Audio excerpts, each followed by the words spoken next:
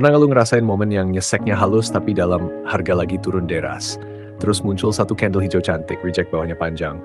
Oscillator oversold, lu mikir nah ini nih dia. Pantulan, lu masuk. 2 menit pertama hijau tipis, lu senyum. 3 menit kemudian, market time. 5 menit kemudian, jedak, turun lagi. Lebih dalam, lebih kejam, lebih nggak peduli sama perasaan lu. Dan lu cuma bisa bengong sambil mikir, kok tiap gua masuk pas pantulan, market malah lanjut jalan sih. Nah bro, malam ini kita ngobrol santai soal itu. Kenapa scalper sering masuk pas pantulan, tapi market ternyata cuma lagi ambil napas sebelum lanjut lari. Tarik napas dulu. Ini bukan soal lu bodoh, bukan soal strategi lu jelek. Ini soal cara kita baca struktur. Scalper tuh hidup di time frame kecil, M1, M-MIM, M15. Gerak harga kelihatan dramatis, satu candle aja bisa kelihatan kayak reversal of the century. Padahal, seringnya cuma retracement biasa. Di dalam downtrend kuat, market memang pasti bikin pantulan. Itu hukum alam. Kenapa ada pantulan? Karena seller ambil profit. Karena ada likuiditas yang disapu, karena market butuh keseimbangan sebelum lanjut. Tapi pantulan bukan berarti perubahan arah. Nah disinilah banyak scalper kejebak. Lu lihat struktur besar lagi turun. Lower high terus, lower low terus. Momentum bearish jelas. Lalu harga menyentuh support minor. Muncul rejection wick panjang. RSI oversold, stochastic cross. Secara visual, menggoda. Masalahnya satu, lu masuk sebelum struktur berubah. Reversal itu bukan soal satu candle, reversal itu soal perubahan karakter. Kalau sebelumnya turun itu impulsif dan naiknya lambat, itu tanda seller masih pegang kendali. Pantulan kecil di tengah trend itu kayak orang lagi lari maraton terus berhenti minum. Dia bukan berhenti lomba, dia cuma ambil napas. Lu lihat dia berhenti, lu kira dia pulang, padahal habis itu dia lari lagi. Secara teknikal, ada beberapa alasan kenapa pantulan sering gagal. Pertama, lu lawan momentum dominan. Momentum itu energi. Kalau seller lagi agresif, satu area support kecil jarang cukup balikin arah. Kedua, lu entry di area tanpa konfirmasi struktur. Belum ada break of structure ke atas, belum ada higher low yang valid, belum ada displacement bullish kuat. Tapi karena candle hijau muncul, lu keburu percaya. Ketiga, lu terlalu percaya indikator turunan. RSI oversold bukan berarti harus naik. Dalam tren kuat, oversold bisa bertahan lama. Market bisa tetap oversold sambil terus turun. Kayak mantan yang tetap toxic walau dibilang aku berubah. Keempat, lu nggak bedain pantulan teknikal dengan pembalikan struktural. Pantulan teknikal itu reaksi jangka pendek. Pembalikan struktural itu perubahan arah dominan. Kalau lu scalping counter trend tanpa sadar itu counter trend, itu bukan strategi, itu spekulasi emosional. Sekarang kita pakai analogi. Bayangin bajak laut tua lagi ngejar kapal musuh. Dia tembak meriam berkali-kali. Kapal musuh bocor dan mulai miring. Tiba-tiba kapal musuh blok sedikit dan tembak balik satu kali. Anak buah panik. Kapten, mereka balik menyerang. Kapten tua cuma lihat angin, lihat arah arus, lihat kondisi layar musuh. Dia tahu satu tembakan bukan tanda kemenangan. Itu cuma reaksi. Scalper yang masuk pas pantulan itu kayak anak buah yang panik lihat satu meriam. Padahal perang belum berubah arah. Dalam kehidupan sehari-hari juga sama. Lu pernah nggak lagi diet, terus satu hari turun 5 kg? Lu langsung ngerasa, wah berhasil nih. Besok makan sembarangan. Berat naik lagi. Satu hasil kecil bukan perubahan tren hidup. Solusinya gimana? Pertama, hormati struktur besar. Kalau M5 turun dan belum ada break high signifikan, anggap setiap pantulan sebagai peluang koreksi, bukan pembalikan. Kedua, bedakan reaksi dan dominasi. Reaksi itu cepat dan dangkal, dominasi itu kuat dan berkelanjutan. Kalau naiknya cuma 3 candle kecil dan turunnya 5 candle besar, itu bukan buyer ambil alih, itu seller istirahat. Ketiga, tunggu perubahan karakter harga.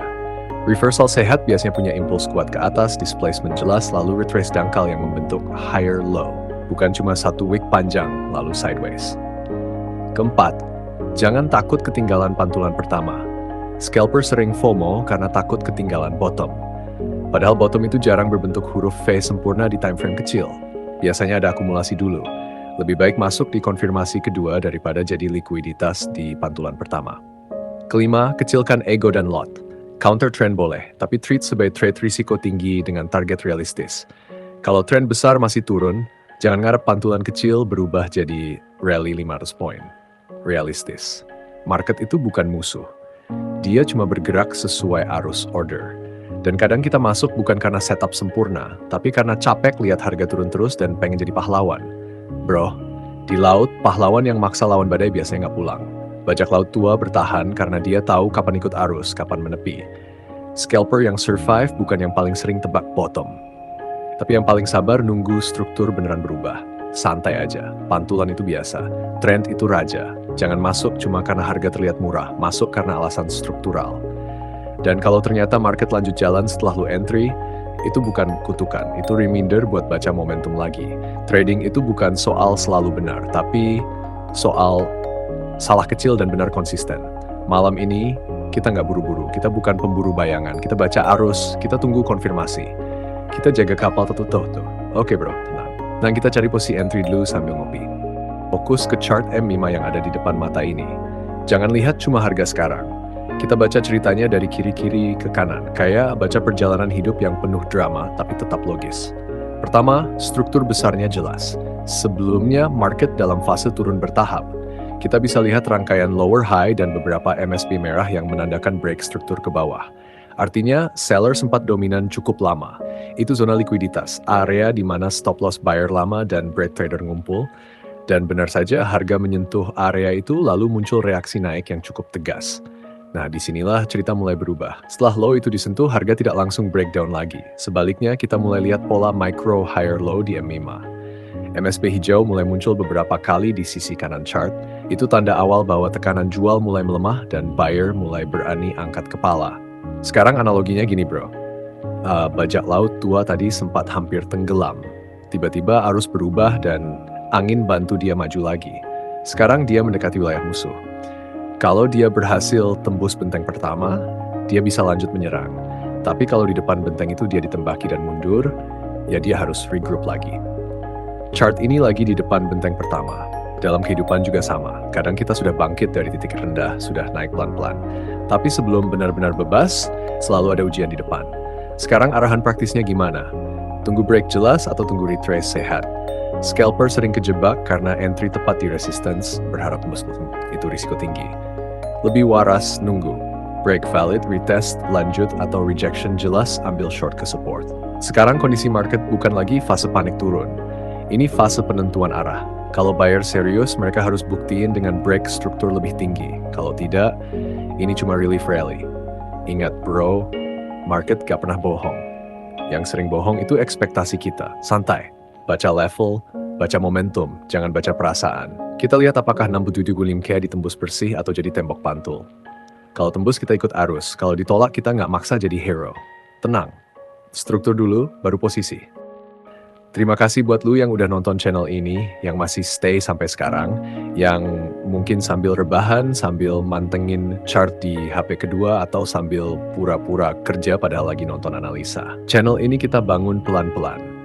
Gak ada sponsor kapal pesiar, gak ada tim 20 orang di belakang layar. Ini lebih mirip kapal kayu yang dirakit sambil belajar. Kadang miring, kadang bocor, kadang hampir karam, tapi tetap jalan.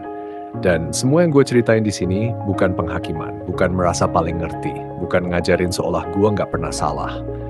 Justru sebaliknya, ini pembelajaran buat kita semua, terutama buat gue. Karena apa yang gue bahas, apa yang gue analisa, itu lahir dari pengalaman nyata jatuh bangun gue di market. Dari momen overconfidence yang berujung MC kecil. Dari malam-malam nahan floating minus sambil mikir hidup ini pilihan yang salah. Dari euforia profit yang bikin lupa diri lalu dihajar candle berikutnya. Market itu keras bro, tapi dia adil. Dia nggak peduli lu lagi semangat atau lagi capek, dia cuma respon ke keputusan. Makanya gue selalu bilang kita ini bukan lagi lomba siapa paling cepat kaya. Kita lagi belajar jadi pelaut yang tahan badai. Ingat analogi bajak laut tua yang sering gue ceritain, dia nggak jadi kapten karena berani doang. Dia jadi kapten karena pernah salah arah, pernah nyasar, pernah ditertawakan, pernah hampir kehilangan kapal. Tapi tiap badai dia catat, tiap kesalahan dia ingat, tiap kekalahan dia pelajari. Trading juga gitu, kehidupan sehari-hari juga sama. Lu kerja, lu usaha, kadang gagal. Kadang udah ngerasa ini keputusan terbaik, ternyata hasilnya zone. Tapi bukan berarti lu bodoh, itu proses jadi lebih matang. Dan di titik ini, kalau lu masih dengerin sampai sekarang, lu bukan trader sembarangan bro, lu bukan cuma cari sinyal instan, lu bukan cuma ngejar entry random, lu mau ngerti struktur, lu mau ngerti psikologi, lu mau ngerti kenapa diri lu bisa ragu, bisa FOMO, bisa overpaid, itu level yang beda. Tongkrongan ini bukan buat pamer cuan. Ini buat tumbuh bareng. Kadang kita ketawa receh, kadang kita bahas struktur serius, kadang gue bercanda soal market kayak mantan yang toxic tapi bikin kangen. Tapi di balik semua itu ada satu tujuan, konsisten. Karena pada akhirnya yang bikin kita bertahan bukan satu trade besar, tapi ratusan keputusan kecil yang disiplin. Bajak laut tua nggak kaya dari satu perampokan. Dia kaya dari perjalanan panjang yang selamat. Dan gue pun bukan trader yang tiap hari flexing ribuan persen. Gue hands, scalper riseh. Profit kecil, tapi konsisten, pelan sampai ketemu di chart berikutnya.